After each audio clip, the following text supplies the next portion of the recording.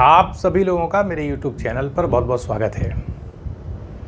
स्वामी विवेकानंद के ऊपर एक सीरीज़ के अंतर्गत आपके समक्ष वीडियो को प्रस्तुत किया जा रहा है और लोगों की यही डिमांड भी थी कि इस सीरीज़ में क्या होता है कि किसी भी व्यक्तित्व के बारे में या दार्शनिक विचारधारा के बारे में एक क्रमबद्ध रूप से ज्ञान प्राप्त हो जाता है।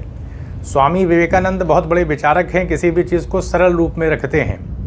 तो लंदन में उन्होंने जो भाषण दिया था माया और भ्रम के बारे में, उसी का संक्षेप में कि माया क्या है उसी को प्रस्तुत करने का एक प्रयास है। ये चौथा वीडियो है। स्वामी विवेकानंद पर एक प्लेलिस्ट उनके नाम से बना दी गई, उसमें 3 वीडियो हैं, ये चौथा वीडियो है, ताकि जब भी समय मिले किसी को तो देखा जा सकता है, अपनी जिज्ञासा के ऊपर होता है।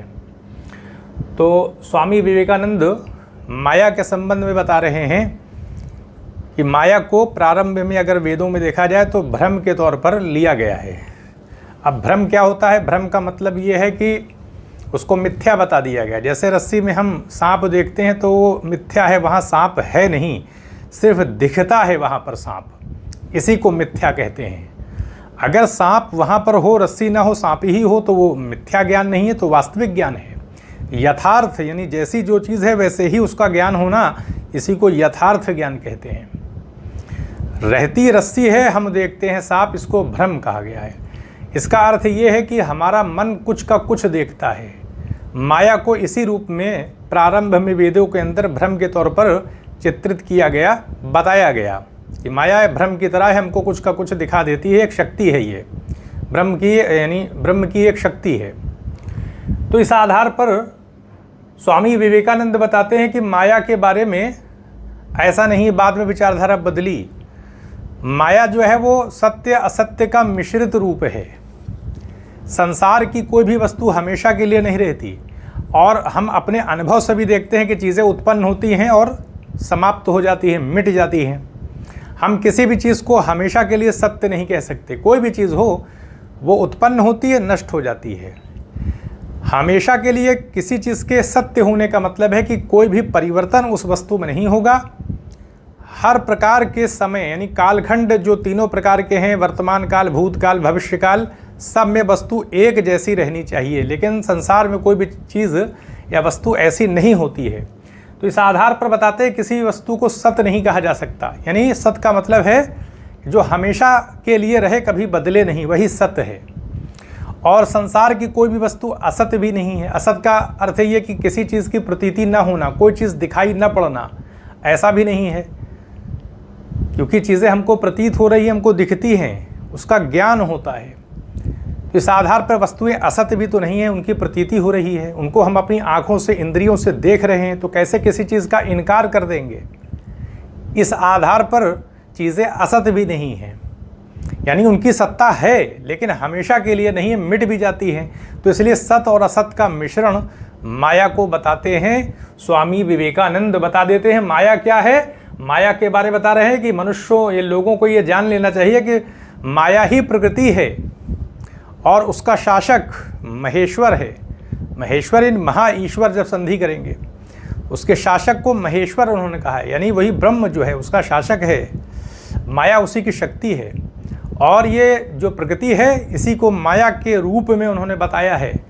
और मानी सी बात है कि जब ये प्रकृति ही माया है, इसको समझना चाहिए, और इसके शासक को उन्होंने महेश्वर कहा है, तो इसका अर्थ ये है कि ये जो माया है एक प्रकार से हम कह सकते हैं हमको खींचने वाली ये शक्ति है। हम जानते तो सब कुछ हैं कि लोगों को हम देखते हैं कि लोग पैदा होते हैं, फिर लोगों की मृत्यु होती है और उसमें हम सहभागी होते हैं। शमशान घाट तक, कब्रिस्तान, जहाँ भी जिसका अपने धर्म के हिसाब से लोग वहाँ ले जाते हैं। तो कहने करते हैं हमको पता रहता है कि लोगों का जन्म होता है, फिर लोगों की मृत्यु हो जाती है, लेकिन फिर लोग जो है वो कहीं ना कहीं जीवन में लग जाते हैं। मृत्यु के बाद फिर कुछ समय बीतता है, सामान्य एक चीज़ें हो जाती हैं और फिर वो जीवन यापन चलने लगता है। तो बताते हैं ये सारे लोग जानते हैं, राजा को भी ये बात पता है और भिखारी को भी ये बात पता है कि जीवन में कुछ मिलता नहीं है। जीवन के अंदर अगर देखा जाए तो जीवन क्या है? 2 छोर के बीच में हम आते जाते रहते हैं, डोलते रहते हैं, झूला इधर जा रहा है, उधर आ रहा है। पता है कि एक आशा भी रहती है, निराशा, आशा निराशा, इसी में लोग घूमते रहते हैं। और वो उदाहरण भी देते हैं, बताते हैं बहुत सारी बातें। स्वामी विवेकानंद बताते हैं कि माता का उदाहरण वो देते हैं कि माता को ही देख लिया जाए, अपने बच्चे का कैसा पालन पोषण माता के द्वारा किया था। वही बच्चा जब युवा बड़े हो जाते हैं, बच्चे शादी होती, कभी कभी ऐसा भी होता है कुछ बच्चे माँ बाप को निकाल देते हैं, मारते पीटते, इस तरह की घटना भी होती है, कम होती है लेकिन होती है। फिर भी माता के हृदय में अपने बच्चे के लिए प्रेम ही रहता है। माता पिता या माता के द्वारा प्रताड़ना झेली जाती है, बच्चे पीड़ा पहुंचाते हैं माँ को, लेकिन उसके बाद भी माँ के दिल से वो प्रेम बच्चे के लिए जाता नहीं है। तो बताते हैं यही माया है।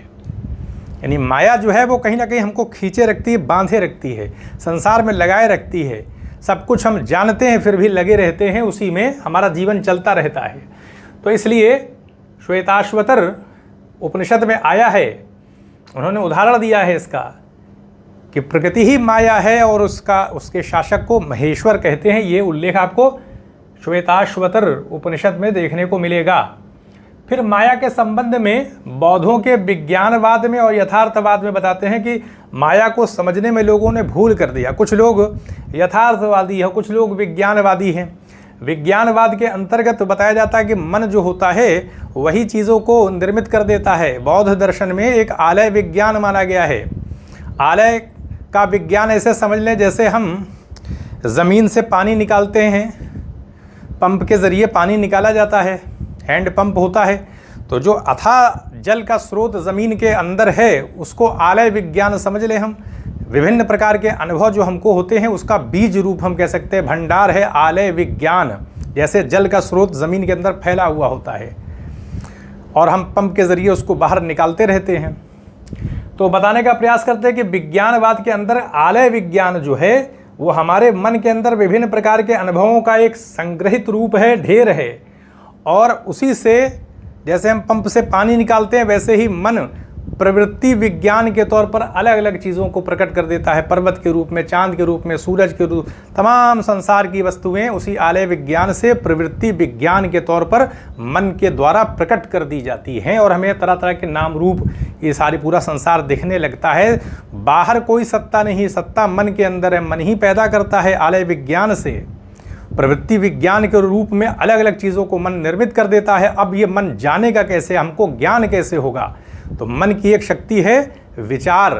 तो विचार जो है वो मन के द्वारा पैदा किए गए प्रवृत्ति विज्ञान के रूप में विभिन्न प्रकार के संसार के अनुभवों को विचार के माध्यम से जान लिया जाता है। तो ये विज्ञानवाद है बौद्धों का। अब यथार्थवाद के अंतर्गत अगर देखें तो हम विज्ञानवाद में हम समझ के बाहर कुछ नहीं, मन में सब कुछ है। तो एक प्रकार से माया के बारे में बताया जा रहा है कि मन ही सब कुछ दिखा रहा है, कुछ है नहीं।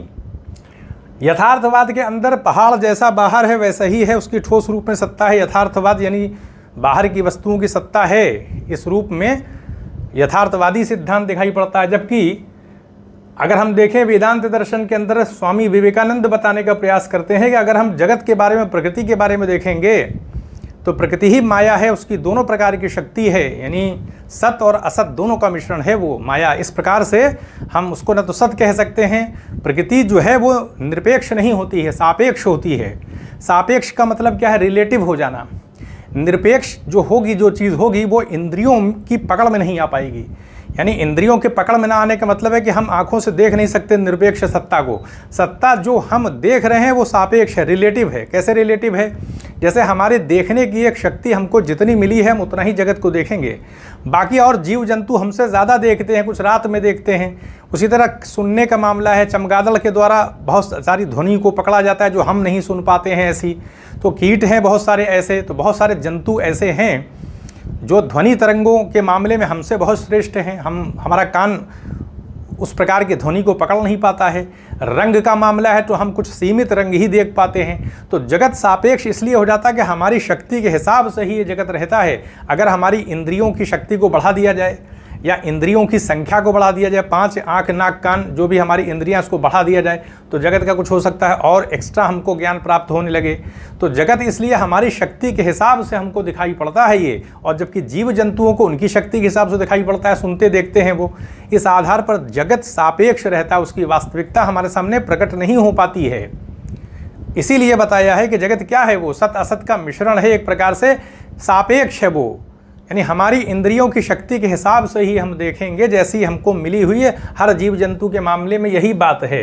इस आधार पर बताते हैं कि जगत अगर देखा जाए, कोई सत्ता ऐसी है जो निरपेक्ष है, और वो सत्ता जो है वो हमारी पकड़ से बाहर है। हम इंद्रियों के माध्यम से उस सत्ता को, इंद्रियों के ज़रिए हम उस सत्ता तक नहीं पहुंच सकते, और ये बात हमको पता होती है। उसके बाद भी हम निरंतर उस निरपेक्ष सत्ता के ज्ञान में लगे रहते हैं।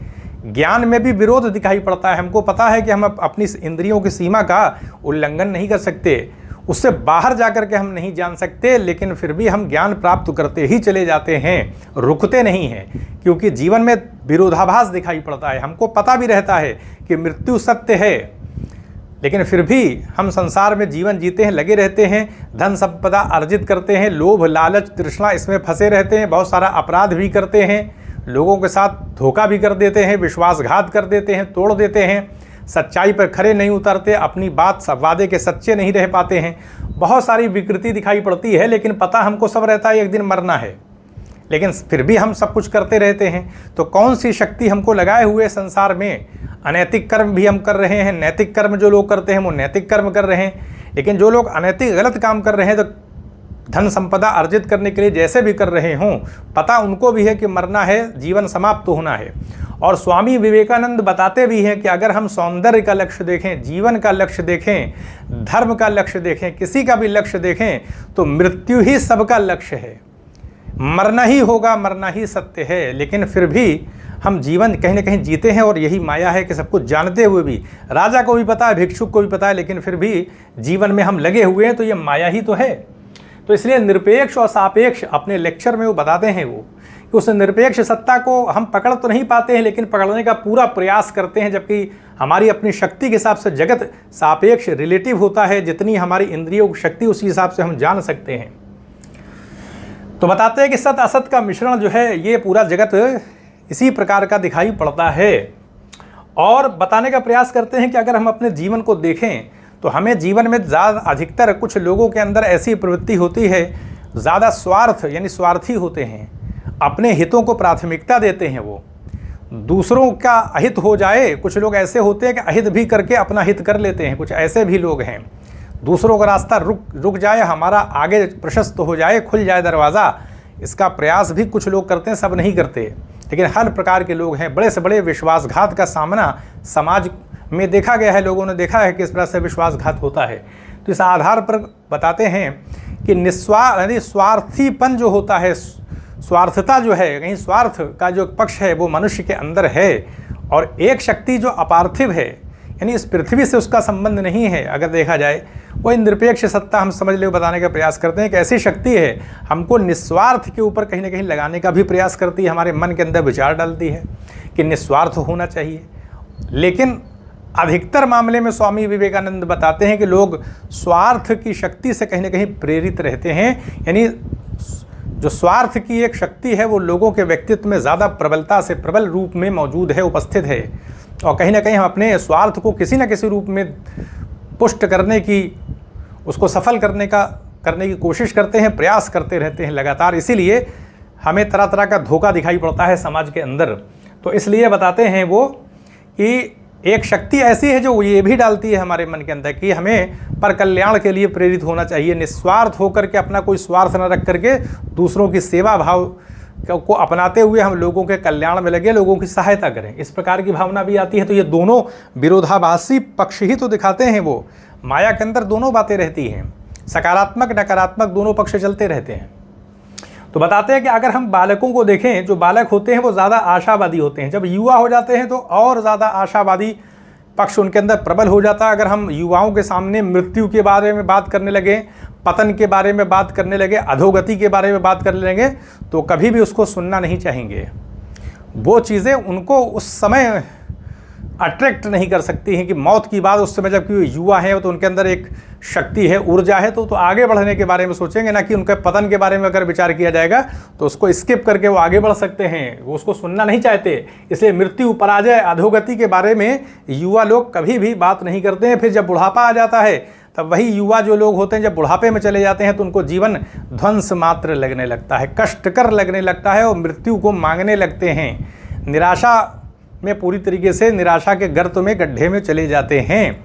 बुढ़ापे की अवस्था में, क्योंकि शरीर की इंद्रियां फिर काम नहीं करती हैं, लाचार हो जाते हैं लोग, जीवन बोझ बन जाता है। तो इस प्रकार से जवानी और वो बुढ़ापा, दो पक्ष यहाँ भी दिखाई पड़ रहे हैं। तो जीवन का यही बताया कि लक्ष्य ही मृत्यु है, मृत्यु घेरे हुए है लोगों को, लेकिन उसके बाद भी जीवन में लोग सक्रिय हैं। ललित विस्तर में बताने का प्रयास करते हैं, महात्मा बुद्ध की जीवनी है, उदाहरण देते हैं। स्वामी विवेकानंद बताते हैं कि एक गीत है इसके अंदर, उस गीत में दो प्रकार के पक्ष हैं।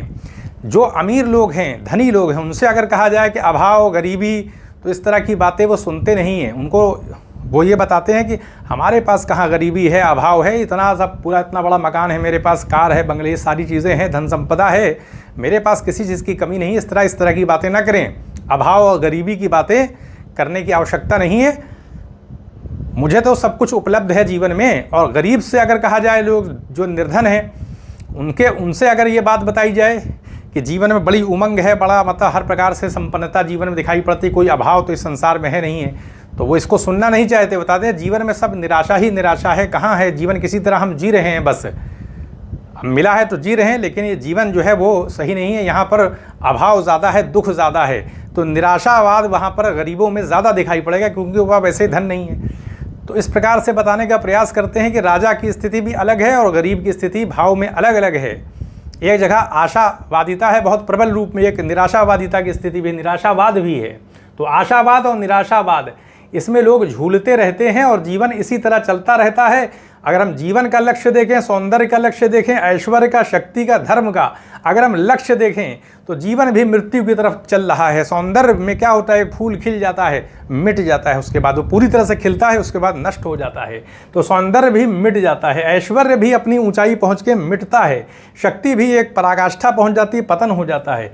धर्म में भी मुख्य मोक्ष की बात आती है, यानी धर्म का भी लक्ष्य देखें तो कहीं ना कहीं मृत्यु के बाद ही स्वर्ग मिलेगा, इस तरह की बातें आती हैं। तो इस आधार पर बताते हैं कि ये जीवन के अंदर जो माया है वो एक ऐसी अनोखी शक्ति है जो हमें इस जीवन में लगाए भी हुए हमको परिणाम भी बताती है, और फिर भी हम खिंचे चले जाते हैं। जैसे माता का उदाहरण दिया, बच्चे के युवा हो जाते हैं, माता को सताते भी है, लेकिन तब भी माता के हृदय से अपने बच्चे का प्रेम नहीं जाता है।